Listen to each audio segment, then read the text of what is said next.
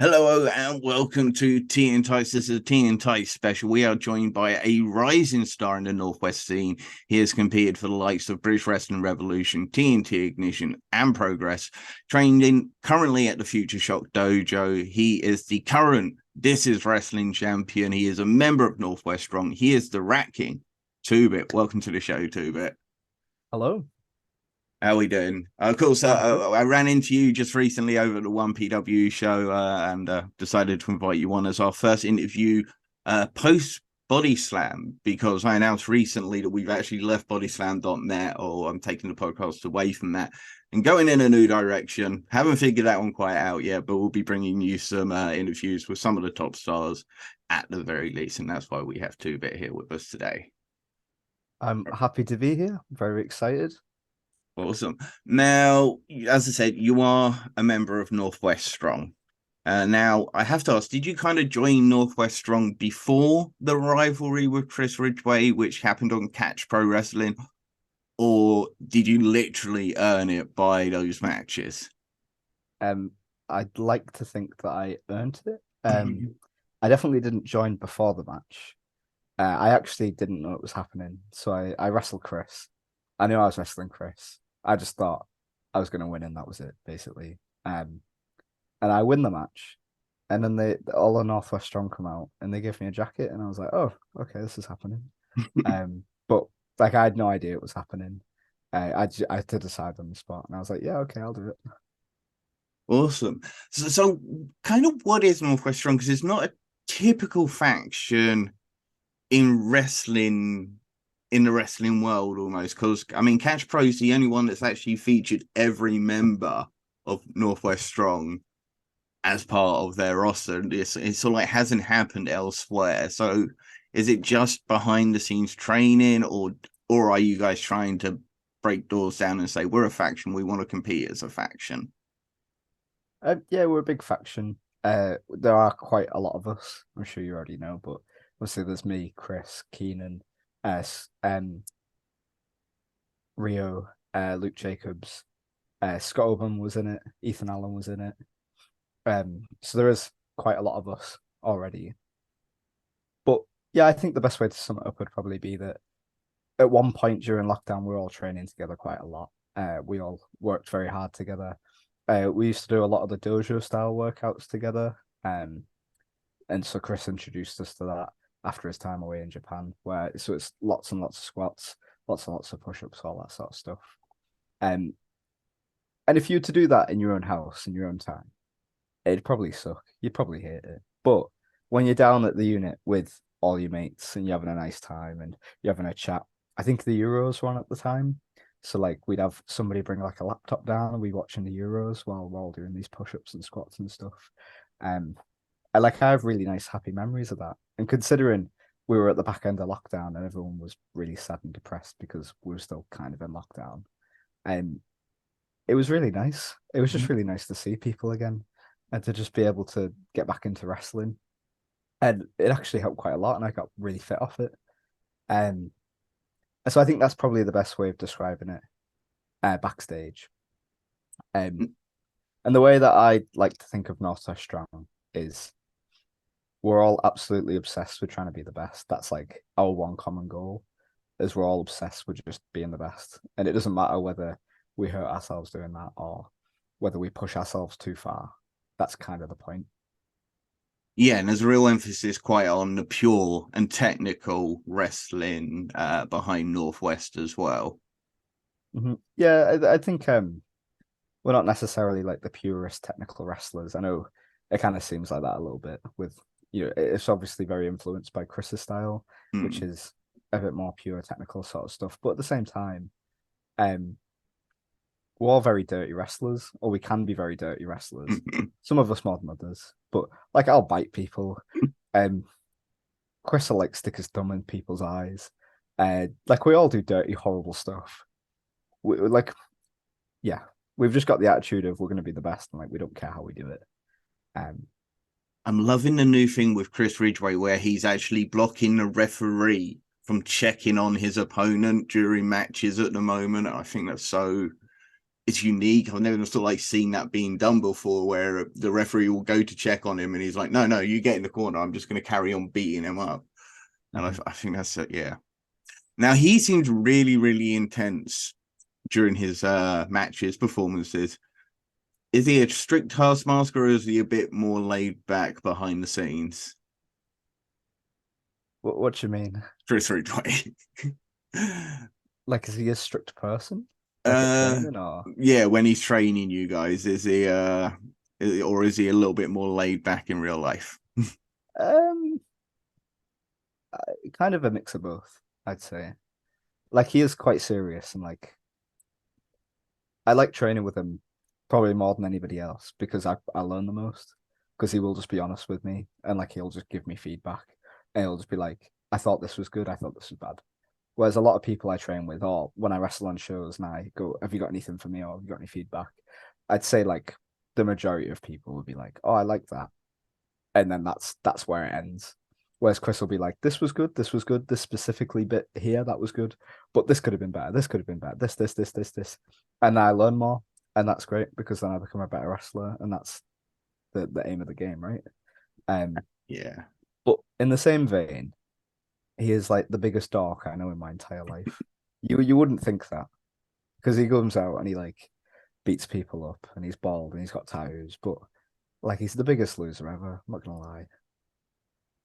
Does he give you taped homework, like go watch this match and go watch these guys from this promotion or anything like that? He gives me suggestions. Yeah, he says, "Oh, I don't know." He like I'd watched Cantor before, but he got me into Cantor a lot more. There's some other people too. Obviously, like now that he's wrestling at nowhere, he's always like, "Oh, this guy's really good. This guy's really good." Um, it's not necessarily like go watch this or you'll get detention if you don't. But yeah, he'll be like, these are some good wrestlers that I've been watching, and I'll go away and I'll watch them. I'll be like, oh, okay, I see why they're good, yeah, and I can learn something from them. That's awesome. Now, did you actually meet Ridgeway through when you started at Future Shock then? It wasn't Future Shock, no, it actually goes a little bit further back. So I started training in 2013. It was actually I looked about 10 minutes before this interview started. I was just curious. I've got it on my phone for when the 10-year anniversary was from my training. And it turns out it was actually this Monday that's just gone. And I just completely missed it. But yeah, so I started training about 10 years ago in a place in Barrow in Furness in Cumbria. I don't know, you've probably never heard of it. Nobody's ever heard of it. It's like if you go through all of the Lake District and it's lovely and picturesque and it's just the best thing ever. And if you keep going, you get to this like horrible, gritty little town, like right in the corner of the world. It's like 2 hours away from the motorway, or like an hour away from the motorway, sorry. Um, it's just a horrible place.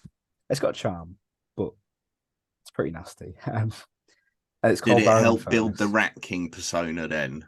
Is that kind of where it Yeah, comes from? yeah, I guess so. Yeah.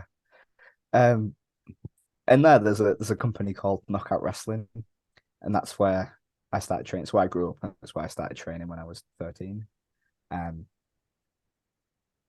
and that is where I met Chris because he was training there at the same time. Uh,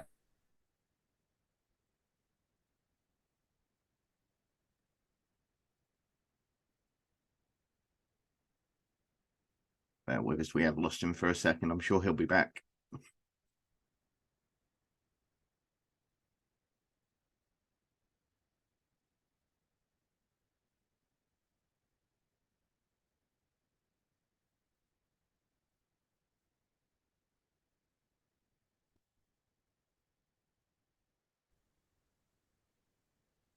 Right, there we go. Sorry about that. It was my computer. Completely lost you there, but we're back. Right. I'll be able to edit it out. So you were talking about meeting Chris Ridgeway at Knockout Wrestling. that's right. Yeah. Um, yeah. So it was my first session about 10 years ago, and he taught me how to run the ropes in my first session, like step by step. Awesome. Now, Fire Future Shock, where you've been training, you got to compete at this year's For the Love of Wrestling at the big convention in Manchester this year. What's the difference between wrestling in front of a convention crowd and a typical crowd, and the venue itself and the way it carries sound? Um, I guess it depends on the promotion. Uh, I think that's probably the only convention show I've ever done. Um, but in terms of Future Shock, like a normal Future Shock crowd and a normal Future Shock show, a lot of the crowd will kind of get wrestling. I don't want to say like a smart crowd or the marks or anything like that, but they get it a little bit more than like a usual family crowd would, or like a Hmm. camp show crowd. Um, so you can do things that they'll catch on to. You don't have to camp show it up as much. Whereas with the convention crowd, as much as it is like a wrestling convention, so you'd imagine it would be a lot of wrestling fans there who are quite smart to it. And what you tend to find, I think, is it's a lot of like WWE fans who don't really know much about other wrestling outside of WWE, which is fine. Um, but because of that, I think a lot of people might walk into that convention show thinking they're going to wrestle really smart and like all the fans are going to pick up on it and appreciate it. But in actual fact, they just want like a nice normal wrestling match. In terms of the actual venue, I, I I don't even know what the name of the place was. I'm going to be honest with you, but it was pretty normal. In terms of the venue, I didn't really find it much different in terms of like the way that the sound traveled or anything like that. I know there's a lot of times where if you like wrestle in a stadium, the sound travels up, so it's harder to hear the crowd. Like I've heard that a lot, but I don't think the venue that we did the convention in was that big. I don't think Hmm. it was big enough that the sound would do that. Um, and I think there's probably other venues that I've wrestled in that have either been like bigger, um, maybe not in terms of like crowd size, but like when I did Progress in Manchester, that probably had more of an effect with sound because Hmm. it had a balcony, so it was like two floors. So that's quite a lot of ceiling space there. Whereas the convention show for Future Shock, there wasn't like a balcony or anything like that. There was kind of like way off in the distance, but yeah, I think the sound traveled quite well. Or perhaps um it was just the fact that there was more people there than what I'm used to. I think arguably that's the biggest crowd I've ever done was the convention show. So maybe that's why it sounded a bit louder. Awesome. Now, of course, you took on fellow Northwest Strong member Joe Kessler in that match, and you've got a match coming up with him this weekend. In fact, for Future Shock, Danger Zone, which we love because they promoted it with an Archer meme, which is brilliant. We love Archer here on Tights. Are you looking forward to getting back in the ring with Joe? I am, yeah. I've done quite a bit with Joe over the last sort of year on Future Shock. And I'm trying really hard to do this thing where I want to bring out like a big monster inside of him. Um, I don't know if you've seen any of the bits, but we've been building it quite slowly. So I think one show, um, we had a bit where maybe we were in the same match, and I just slapped him a lot, and I just fired him up, and then he killed everybody. I think there was a match he had against JJ Webb for the Adrenaline belt, and I came out and I valeted him. He didn't know it was going to happen, but I came out as like his valet surprise. Um, I again like I fired him up. I got really intense, and afterwards I slapped him about because he lost the match. I was really angry with him.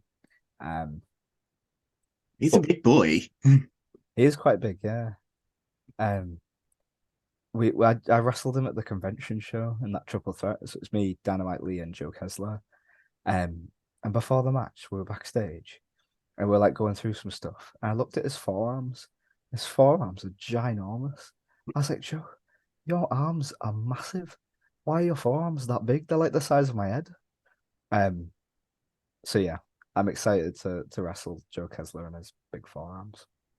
He's going to be a bona fide heavyweight in the future, isn't he? Going to be a scrap between him and Luke for who's going to be the heavy of the Northwest Strong. I look forward to seeing those two go at it one point at some point in the near future. Now, of course, you got to go to Italy with Keenan and Luke, Squash Jobber Wrestling, which, brilliant name. What was it like competing over in Italy? It was very, very good.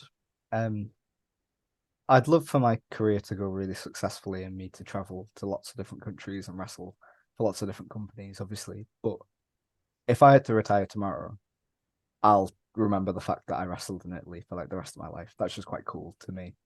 Um, I feel like a lot of time in wrestling, I get very like I'm very full on. I'm very let's train all the time. Let's go to the gym all the time. Let's like stretch all the time. Let's try and be the best wrestler I can, like 24/7.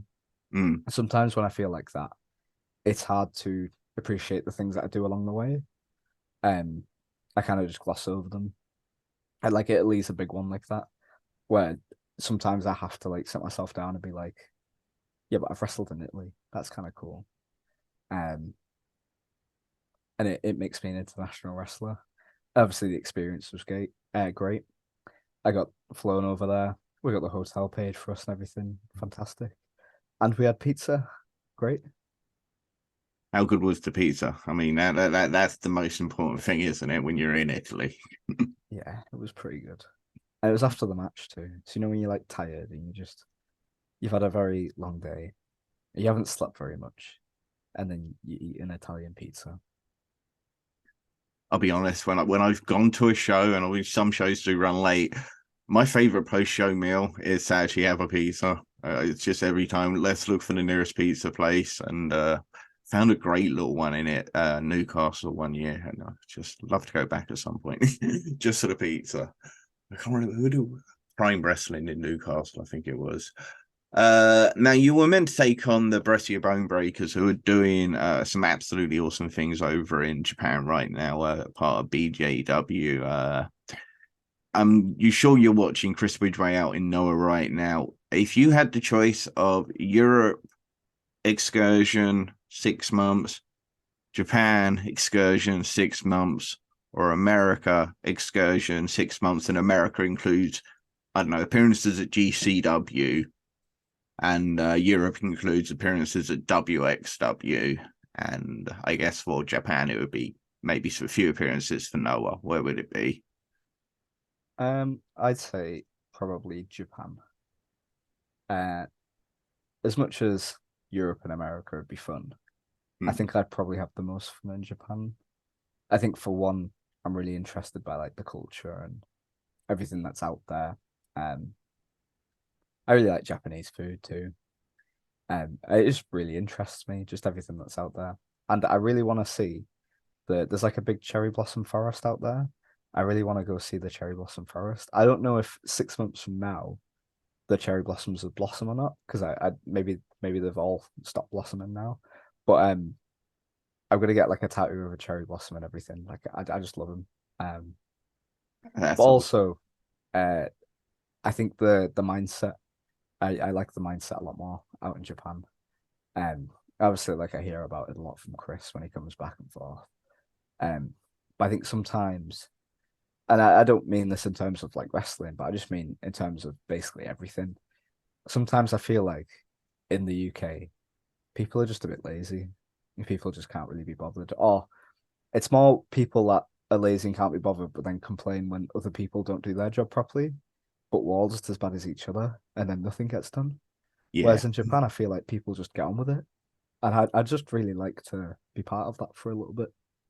It's community before the individual in Japan, isn't it? So it is what's best for everybody sometimes rather than what's just best for yourself. And yeah, I kind of like that. And as you say, they do work very hard, and the wrestlers are massively disciplined. And you can see it in Chris when he came back from Pro Wrestling Noah. He was already an amazing wrestler prior to going to his first excursion. But when he came back, it just seems like he's been on another level. His rivalry with Cara Noir in Progress was just beautiful wrestling. I love that style. But when you were mentioning about cherry blossom trees, I too have a thing for it, and we actually got married under cherry blossom trees just a year ago. So I definitely see where you're coming from, and we want to travel to Japan just so we could see the cherry blossom tree. So we get you, we understand. Oh, that's very nice. Now, let's talk about when I first I'm going to talk about when you first came into my path, my sort of thing. It was BWI. It was the return of the sort of like post-pandemic, you were already you were the cruiserweight champion after beating Robbie X and Kid Lycos 2 in a triple threat, or Joe Nell, Kid Lycos 2, and then you had to vacate it, and then you had that match with Kid Lycos, which was absolutely fantastic. But what was it like breaking through and being given that opportunity to run with their belt? You know, Rampage Brown was one of their heavyweight champions at a time. They were making huge noise, you know, just before pre-pandemic and still now. Yeah, it was very fun. I appreciated it a lot. I think BWR was probably one of the bigger places to give me an opportunity quite early on. So I mean, I started in KOW in Barrow, and I got out to Morecambe before it was Odyssey. It was Alpha Omega. Yeah. I did a little bit in Morecambe there. But when you're living in Barrow and Furness out in the middle of nowhere in KOW, trying to get out to places is really hard, and because absolutely nobody knows who you are. And it's you can send as many matches as you want. You can send like as many promo pictures. I'll be like, this is what I do. They don't care because like they've never seen you wrestle. And it's very hard to I think personally it's very hard to get bookings unless you've got somebody else on the show who's going to root for you. And being so isolated as I was, it was really hard to get that. And then BWR did the Youth in Revolt tournament. And I like applied for it and like sent them a message and sent all my stuff over to them. And they liked it and they liked my stuff and they were like, okay, yeah, we'll book you. And I was really happy about it. And this was before I moved to Manchester. By the time I did the Youth in Revolt, I think I'd moved to Manchester. I was here maybe like a month, if that.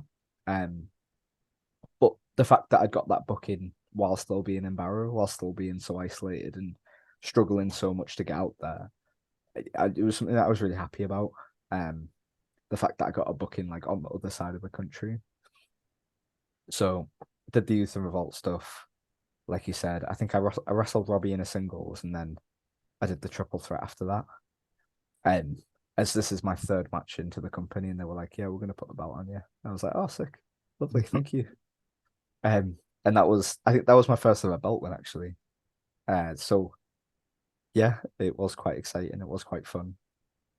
And I mean, to be honest with you, there was a point, I think it was the singles match for Robbie, around this sort of time where mentally I wasn't doing too well. And I was kind of toying with, I wasn't like, oh, I might leave wrestling. But I think in the back of my head, I was like, if this match doesn't go well with Robbie X, then maybe it isn't for me.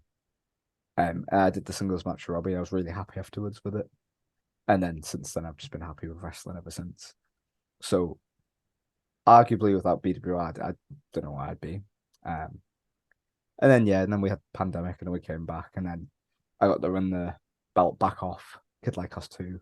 But of course I did because he's a pretty bad wrestler anyway. He's pretty weak, and he's small, isn't he? He's small like a cat. Yeah. So and getting to wrestle Kid Lycos 2 is really fun anyway. I think Kid Lycos 2 is somebody that I've grown closer to, and we became more like friends. So getting to wrestle him at any point is just quite fun because I don't really get to see him or wrestling very often. And then all the other stuff I did in BWR was quite cool over the last few years. Looking back, I think I won the belt, and on the same show it was the Rumble show. So I did the Rumble, and I got to do a spot with Doug Williams, which obviously that's just quite fun, isn't it? Again, I'll be like 90 years old, and I'll be telling my grandkids, I'll be like, yeah, I did a bite spot with Doug Williams once. And they'll be like, who's Doug Williams? And I'll be like, I don't know, where am I? I'm 9 years old. But yeah, it's just fun. And obviously I did all the stuff with Scotty Rawk. I think it was pretty soon after that. That Yeah, you rivalry had must have started.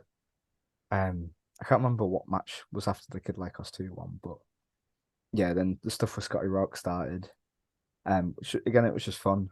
And then we got a really cool reaction at the end of our match. In fact, they put us on main for like the big blow off match at the end. It's probably the biggest reaction I've ever got. It's just really fun because I remember distinctly coming up with the finish in the shower on the same day on that morning. And then we did it, and the crowd just went absolutely berserk. And it's nice. I mean, yeah, it's because nice. you kind of I was it you destroyed his leg during the match, was it?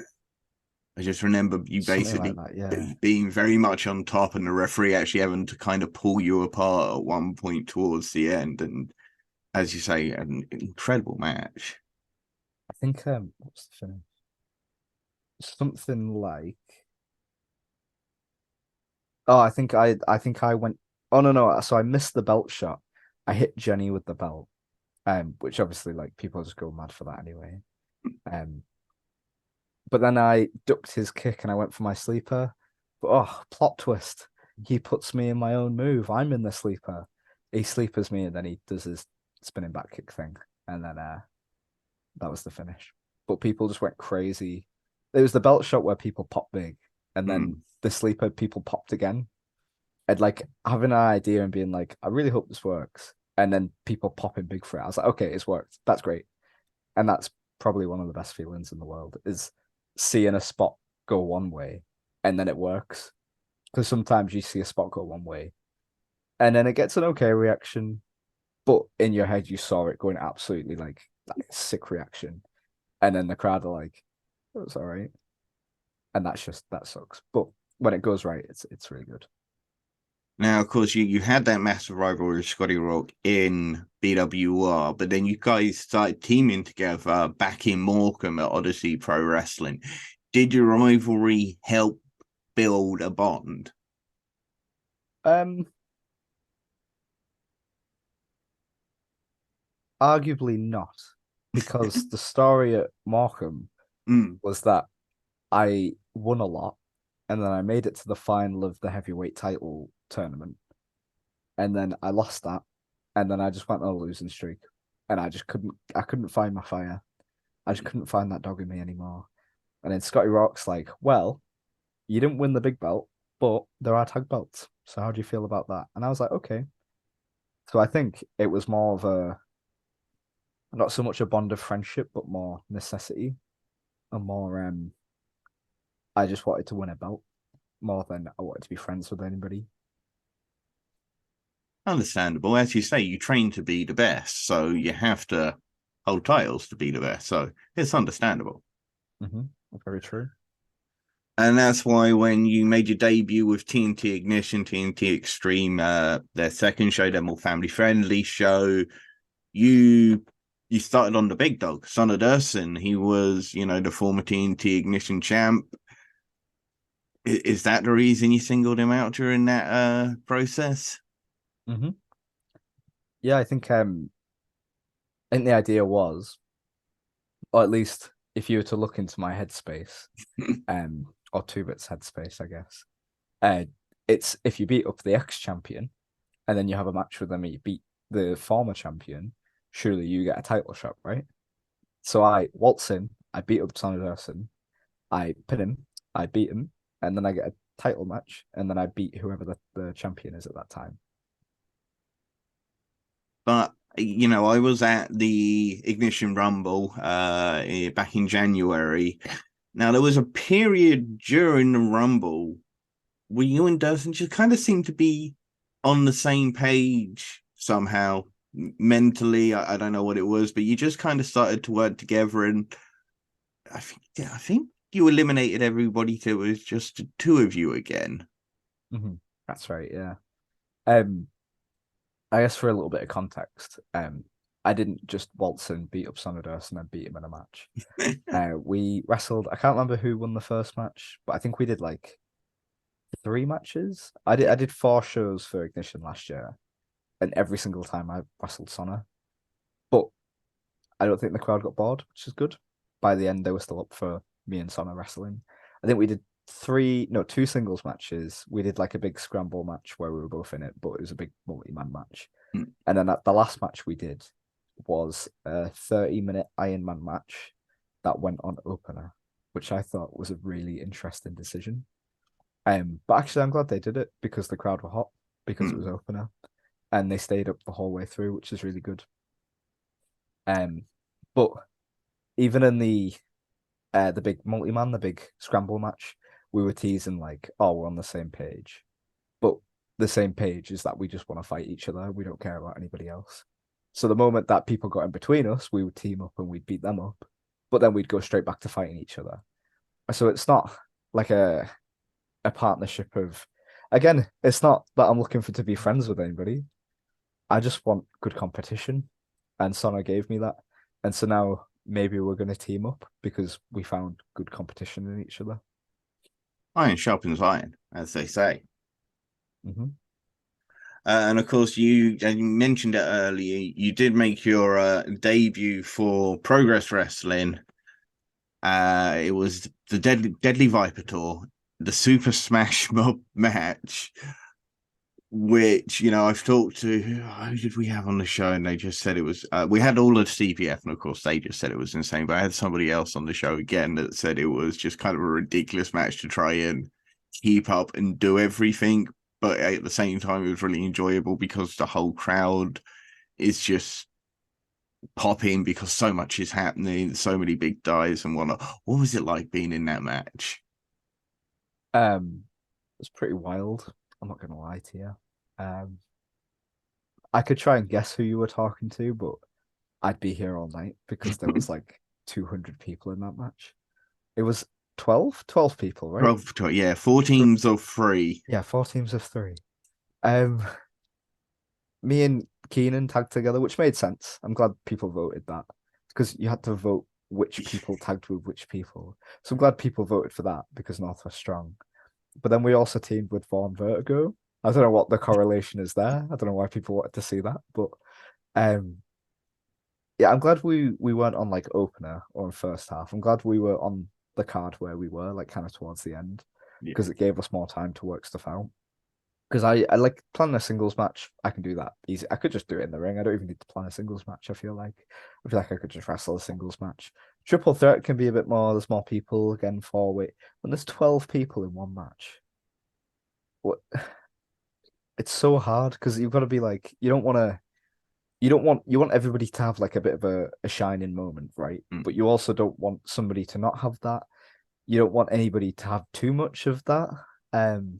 Where it outshines other people. It's kind of hard to work out, but also like you kind of want a good story going throughout it, but you want it to be entertaining. You don't want to lose the crowd at any point. You don't want to overdo it. You don't want to do too much where the crowd tires out, and then by the finish, they're not at the highest point that they could have been. Mm. There's a lot of things to consider and a lot of I mean, there's 12 different opinions all going against each other. But to be fair, putting it together was really nice. I expected it to be a lot more awkward or harder than it was, but I think everybody was being ultra nice to the point where like it was hard to put it together because people were like, I don't want to do too much. But Because yeah, I being love in the the match kind of was a fact. bit it was a bit mad. I think it was maybe easier for me because I wrestle a little bit more grounded. I wrestle very like grounded, very technical, but also very brawly. So I don't really do much flipping. And so whereas like half of the people in that match are like doing dives every 2 seconds and like big moonsaults and shooting star presses or whatever. I think I did like a sleeper. Um, I did a slingshot. That was my impressive move of the match. A slingshot, a sleeper, and like an ankle pick, I think. So all of my stuff's really basic. I You just showed try your and make wrestling prowess. exactly, yeah. I just try and make like the little stuff look good or try and like make things look a little bit creative or a little bit unique and stand out a little bit more. Mm. I wouldn't want to be somebody who does lots of backflips because a lot of the scene does that already and they can do it a lot better than what I can. But I did love the kind of two stories where you had Gene Money who didn't want to be in the match. So he was just trying to avoid being in the match. And then you had Maverick Mayhew, who got separated from his CPF friends and he had to wrestle. I can't remember whose team he was on now. I think it was men like Doris and Mike Bird for some reason. I don't think it was Darius definitely wasn't in the Was it match. not Doris? Um It was Mike Bird and as you say, there were so many people. Omari. Mari, that's it. Yeah, it was still an 0121 member. It was. That's right. Yes. But Yeah, it was absolutely insane. I really enjoyed the match when you watch it back because a clip of it got seen and kind of shared on Twitter, and you got the whole, certain types of wrestling fans only want wrestling to be one way, so they're all getting on the case of everyone, and then you actually watch it play out in full context, and it made a far more sense, and it was a good spot in the end. It just, people need to be a bit patient and watch the match sometimes, not I just judge a fell spot. over for real in that match. I have a video on my phone um where I can't remember which dive it was. It was probably like number 7 out of 18. Um, but because so many dives had happened, people's drinks they'd like fallen over, and so the floor was wet. This wasn't even a dive I was catching. I remember what it was. It was Von Vertigo doing his like big flip over the top rope over the corner, and then he like gets in and does like his. Oh no, he does. It's his swanton bomb, but they're like bending over, and he does it to the back, and then he gets straight up and does the flip over the corner. And I'd just taken like 2 dives before this, and so I'm feeding up and I'm selling up, and I look, and everyone's getting ready to catch a dive, and I'm like, oh, there's a dive. So I panic. I look and I go, wait, that's Von Vertigo. Von Vertigo's on my team. And in my panic, I was stood in beer, and I like you're like in a cartoon where they're like slipping and like the legs are going. I just fell right on my ass. Poor Sam Pele, um, Prince Pele, who was on ring crew that day, ran over to me and was like, "Are you okay?" And I was like, "Yeah, I'm just embarrassed. Just my dignity that's hurt, to be honest with you." I'm pretty sure it wasn't picked up on camera, so you got away with it. Now you've had another match for Progress since then, which is Fatal Four Way, and you got to compete against Warhorse, Maggot, and Big Mouth Tate Mayfair's. Taintness is greatness, I have to say. It's part of a parcel. He pays us money. What was it competing, like, alongside Warhorse and Maggot? It was fun. It was very different. Um, so like I train quite a lot at Future Shock. A lot of the shows that I do are in the Northwest. I haven't wrestled very much in the South. I've wrestled in Italy once. That's the furthest I've ever wrestled. Everything else has been very, very Northwest region. So getting to wrestle people that are from different countries is great. Because it's very different. They wrestle very different. They feel very different. So it's kind of exciting to be in there with different people. Um, rather than just the same similar kind of style that I'm used to, where everybody trains at the same school, everybody trains under the same person, everybody kind of does the same stuff, to an extent. Whereas obviously Warhorse is from America and Maggot is from Germany. And so it is quite fun, yeah. Even if it did mean doing like a big nipple twister. Um and getting to wrestle in Manchester for Progress is good because it's a big crowd, but it's Manchester, so they know me. And Yeah. because I guess I get like the hometown pop. I come out and both times that I've done Progress now, I've been over, which is really nice, and I appreciate it a lot. It's very humbling. It's awesome. Now I've got a bone to pick with Progress about because they had Sam Bailey and Liam Slater in the Natural Progression series, and they are two extremely well-known wrestlers, fantastic wrestlers, and have been around the scene for a while. And I thought they had you and Keenan there, and I was like, why didn't they have? But say, let's get you in this year's Natural Progression series. So if you are listening, Lee, it is 2-bit for MPS. But if you could pick 4 guys to kind of enter into the Natural Progression series this year, who would you pick? That's a very hard decision. I might take a while to decide. My first pick, I'm very sure on. I know my first pick is Dynamite Lee Dawson because he trains really hard. Um, and in 3 years' time, everybody's going to be like, you know what, Tubit, that was a really good pick by you because Dynamite Lee Dawson is pretty sick. Um, but yeah, he trains really hard. And he's actually a decent wrestler, and he's the maddest man I've ever met in my life. Um, what a fascinating human being. Anyway, so it would have to be Lee. Um, Hmm.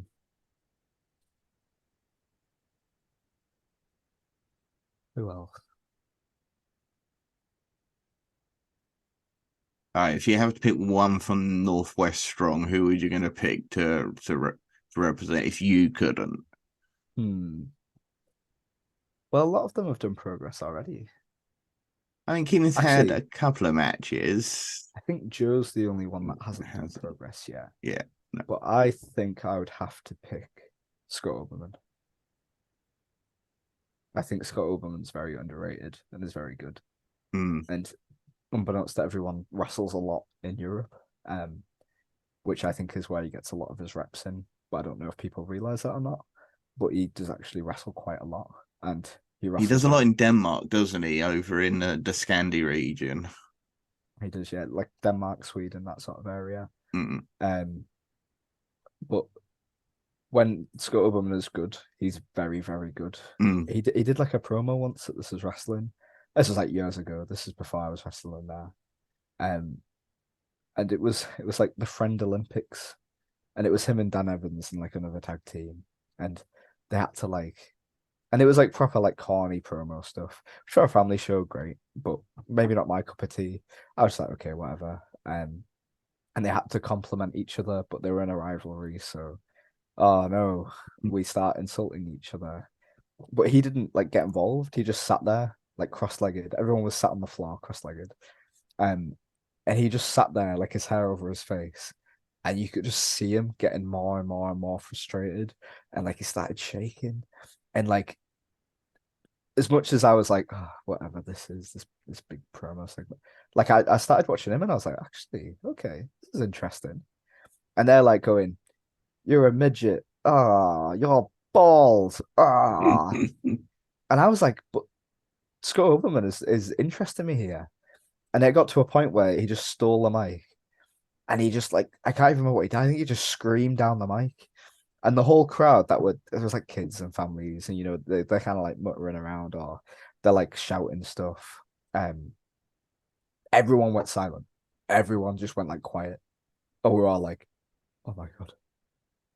And then we're like, fucking hell. Um and yeah, so I think Scott Open's very underrated. I know that isn't to do with wrestling itself, that's a promo, but the fact that he could just like entirely just control a room like that, and that's something that I'll never forget. He came across my path in was it Wrestle Island? His rivalry with Cam Solus. Yeah, that's it. And yeah, I think when he's on, he definitely has so much potential that he could be one of the biggest stars from the UK. Time will tell, but I agree. Skyboom is a great pick. I'm a big fan. You can put in an MPS. I'll Yeah, accept that. I'll accept Scott Open an MPS. Um, as for other people, I'd say Leon Slater, but I think he's kind of past MPS now. a little bit, I guess. I think it's time for him and man like Doris to do boisterous behavior in progress. Now that Yeah, why not? now that Dan Maloney he's gone United Empire. He's joined the Dastardly One. He's over in New Japan right now. Super Juniors. Good luck to Dan Maloney and all of that. I'm sure he's going to do absolutely amazing. Him as a junior heavyweight in Japan is going to be so different to what they've seen, and that's going to be really interesting. But yeah, sorry, go on. No, please keep talking because I'm still trying to think of more people. When I'm put on the spot, I really Okay. struggle. Let's think. Okay, let's think about Sonner Durson. He hasn't made a progress debut yet. I That's a think good he's shout. somebody who's ready to break through right now. And to be Big honest, Sonner in it. if we're going to stick with some rivalries, Scotty Rawk could be a big option because, again, he's not made his progress debut yet. And so we've got you, we've got Oberman, we've got Dynamite Lee. Yeah, I think we're booking a hell of a MPS here. I wonder if we should continue, but no. Let's say that would be absolutely fantastic. Let's flip it and go in the other direction then. Every interview we have, our one big question is if there was a Mount Rushmore of British wrestling, like there is a Mount Rushmore of American wrestling. In Japan, they've got the four pillars. We need something here in the UK. Who are the four guys that you would put up there? I've also been trying to think of this the whole way through this podcast because you told me like 2 seconds before we started this that we're doing this, and We I was are like, mean "Oh on this no!" show. We don't go easy. So my first two would be James Drake and Zach Gibson, and that's because they used to run the Fighting Spirit School in Liverpool. And Fighting Spirit is where a lot of wrestlers started out and where a lot of wrestlers travel to learn a lot of stuff. I know I learned a lot of stuff and I'm very happy about the stuff that I learned there. So I'd say them two. Uh, as for the others, who knows? So I would like to put a woman wrestler up there for the. I think that's a good idea. But I had to figure out who that is.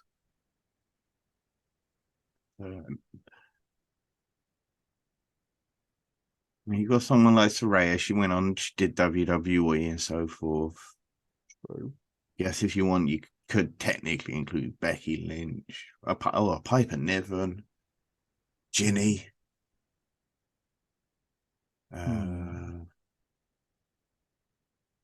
Nikki Cross again would be another. They did so much for that ICW scene. Could do Nikki Cross. I'll do Nikki Cross. Otherwise, if I don't make a decision, we'll be here all day. So I'm going to say Nikki Cross. But also, from a personal standpoint, Nikki Cross used to wrestle at Morecambe. I can't remember if it was when it was Alpha Omega or when it was paid promotions. But for me, that's kind of fun to look at and be like, oh, she's gone all the way to WWE and she wrestled at Morecambe and I wrestled at Morecambe. Maybe I'll make it one day too. Wow. As for the fourth one,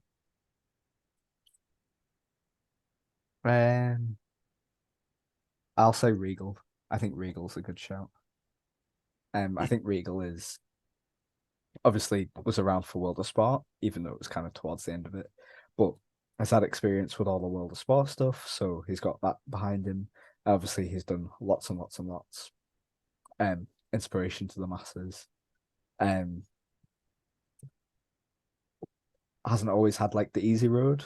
Has gone through quite a lot of stuff, but has come out better on the other side. And I think that's important because he's almost like a good role model for that reason. I think that's really important to have in wrestling, where a lot of wrestlers go off the tracks and don't come back. So I think Regal's a good shout, and also for the fact that he's trained up a lot of the top guys who have gone on to do lots of really good things. I imagine people like Pete Dunne have featured heavily on Mount Rushton in previous podcasts. But if you think who trained Pete Dunne, or who trained a lot of Pete Dunne's stuff when he was contracted, or who did he get a lot of advice off, would be people like Regal. So yeah, I'm gonna say Regal. No, that's an absolute great pick. I mean, I want to talk. If we go back to James Drake and Zach Gibson, tag team or even just solo acts, they are so good because I was on Apron Bumper and they watch Past Progress. So we recently, I think I watched chapter 26 with him when we were talking about Zach Gibson is the biggest missed opportunity in WWE that I can't think of what he's got the size, he's technically gifted on the microphone. I don't think there's any wrestler in British wrestling that could touch him literally on the microphone. I don't even think there's Americans that could keep level with him on a microphone, because if you can get an entire stadium to take their shoes off in hatred of you, MGF couldn't even do that. And I think he's just such, and him and I can't wait to see James Drake and Zach Gibson reunite and have that match against Aussie Open now, because they had that huge rivalry of Progress back in the day. And just imagine now for the New Japan titles. Yeah, that'd be pretty good. Yeah, I mean, whatever Zach Gibbs and James Drake's final decision is, and if they do decide to leave the WWE, there's so much opportunity for them to be had for, restarting fighting spirit, as you say, and yeah, an opportunity. I'd love to see Grizzled Young Fest Aussie Open in 2023 because they're better than they were when they first had those series of matches, and those series of matches were incredible. So yeah, great picks. I love those picks. Now, one final one. You are coming up against 21st of May. You are the current This Is Wrestling champion. You mentioned him earlier. Got a match coming up against JJ Webb, two J's, two B's, or whatever it is he does. Are you looking forward to defending your championship? I am, yes. It's my first This Is Wrestling title defense after winning it against his mate Danny Proper. I don't know why you would trust Danny Proper to defend your title. What a stupid decision. But I beat him for it, and now I've got to defend it against JJ Webb. Will he win it back? Who knows? Probably not, because I'm well hard. I'm going to clip that. That's going out well because yeah, I think it's going to be. I'm sure it's going to be a great match. Winning that championship, holding that championship for the first time to defend it. Yeah, say, what's the experience kind of been like to become a champion of a promotion, holding that top belt? Um, it's been fun. I'd say. I mean, I haven't defended it yet, so I don't think I've had the full champion experience as of yet. I just won it. And if I'm being completely honest with you, I didn't really know I was going to win it until pretty soon before, until not so soon before the actual Yeah. show. But I mean, for me, it's just like wrestling any other day of the week. It's just, it's kind of like a big prop that you get, which makes me act a little bit different. Um, and I kind of like that when it comes to wrestling because I like being creative and I like having things that I have to either things that I have to work around or things that I don't want to say work around because that sounds like I have to change the things I do and it's annoying. But like I like challenges, if that makes sense, like hurdles that I've got to go through, or things that add depth to my character. That's what I'm trying to say. It's like with Northwest Strong. Before I was the Rat King, and that's great because I can do lots of stuff with that. It's very malleable and I can go lots of different directions. And I'm a little horrible goblin man that likes to bite people. But then I'm a little horrible goblin man who has now joined a very prestigious Northwest Strong faction where we're all very proud and we all take ourselves very seriously. So suddenly the guy that skirks around and bites people is now a serious wrestler. But and then I blended them and now I wrestle like I'll come in the ring and if I'm against somebody that's maybe a little bit less experienced, I'll let them fight me around a little bit, but I'll take it and I'll smile and I'll do it like a twat. But I'm also doing it like a goblin would. And it's hard to explain and put it into words, but I like that challenge. I like having different things that add layers and depth. I like doing the spots that I do with Jenny, or Jennifer, I should say. Like at BWI, I do it. I did it at Markham at Odyssey, where she'll valet me, and we'll do spots where like I throw her into the ring, and then I'll use her as the distraction to then get the win. We did one at BWR last week where it was a triple threat. So it was me, Derice, and Robbie X. Robbie, was it Robbie or Derice? It was Derice. Derice goes for a dive, but as he went for the dive, I threw Jenny in the way. As I come in the ring, she grabs his leg. She cowers as he steps towards me. She grabs his leg. I bump him, bump Robbie. I jump off Jenny's back and I do an elbow drop. Like things like that. I think that's fun and that makes me a bit more satisfied with wrestling because it's unique. Like I don't really see things like that in other places that I watch wrestling, and I like doing things that are unique and different and standing out. And my aim is for somebody to go home from that show, is for the 10-year-old to go home and be like, oh my God, remember when that guy jumped off that girl's back? I was a bit mad, wasn't it? And similar to like title belts, where like it is just like another wrestling show, but I have this belt that tells me that I'm at the top of the card, so I can act a little bit different. Whereas,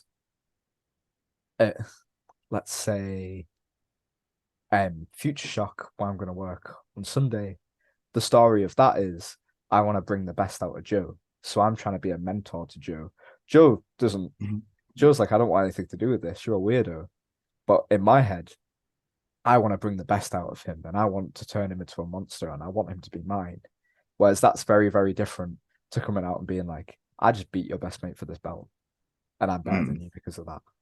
And that is very different to, where else do I work? What other stories are going on? That's very different to wrestling Scott Oberman, who just left Northwest Strong, where I'm going to be maybe a little bit more serious, a little bit more like, no, that's you're a twat for doing that. So that's what I like about wrestling is the ways that different characters thrive in different situations, and then the way that this character who's just had this situation attacks this character who's in this completely different situation, and how this one person with this one style and this other person with this other style, how they clash and how in what creative and unique ways they do things. It's not necessarily about who can do the most flips or who can like get the biggest pop from doing a cool move. For me, it's more like, how do these intertwine? How does I don't know, how does Terry Funk, who's like a veteran and is coming back and is wrestling in ECW and is retired like 27 times already, but it's just hard as nails and used to be like a really cool technical wrestler, but he's just fobbed it off because he just wants to punch people now. How does he go against somebody who's literally called the homicidal, death-defying maniac man who has never spoke a word in his life but is covered in battle scars? Like, how what are they gonna do? And it's a barbed wire match. Like, I just like that sort of stuff. So I want a big tangent there. Well, listen out there. We need a Northwest Strong full faction in a promotion because, as you mentioned, that kind of role that you could have within a story that involves everybody, even bringing in what you're doing with Joe Kessler a little bit and having Luke Jacobs maybe at the head while Chris Ridgway's over in Japan. It needs to be done. Because I would just love to see some sort of Northwest Strong invasion of a promotion, NWO style takeover. I think that would be brilliant. I think faction wars need to happen. Nobody's really done it. I was like, oh, sick, Northwest Strong against. This was before I joined Northwest Strong. I was like, oh, Northwest Strong versus Lycos Gym versus 0121. And then it just never happened. And I was like, but we're all in factions now. Got a CPF as well. They can join in with their flashiest style against the Northwest Strong grounded style. It's all there. It just needs to happen. Somebody needs to be done because I remember when you went to Italy, they actually said it's a Northwest Strong invasion, and it was one of my. We did a fantasy kind of what would we do with Brit Rest this year, and one of mine was Brit Rest invasion of Northwest Strong, just taking over promotion and seeing you guys kind of do that in Italy a little bit with this whole. It was revenge for Chris Ridgeway. I was like, yeah, why isn't this being done in the UK? Do it, somebody in the UK. Right. While I've got you here, is there any other one shows you got coming up that you would like to talk about and promote? Or have we covered them all? I think I'm wrestling Scott Oberman at Atomic Pro Wrestling it's near Liverpool. It's at a brewery. Alcatraz Brewery? Something like that. I should probably know the name of the brewery, but search Atomic Pro Wrestling because they've just done one show and actually I'd like to advertise them because it was a very fun show and the people running the show are very good people and one of them is actually a really good wrestler. That's who I'd put in NPS. Deck McCarthy. Oh yeah, I know the guy. Yeah, good choice. Very good, but I don't know how long in wrestling he's got left, and he keeps injuring himself. And I wish he'd stop because he needs to wrestle everywhere, and he's really good. And I really rate him. There we go. So yeah, that's 7th of June for the Atomic Pro Wrestling, your match with Scott Oberman. I'm sure it's going to be a fantastic match. So with that said, as we always say at TNT, support Tu Byt, support Northwest Strong, support British wrestling, support European, support independent wrestling. And remember, don't feed the trolls.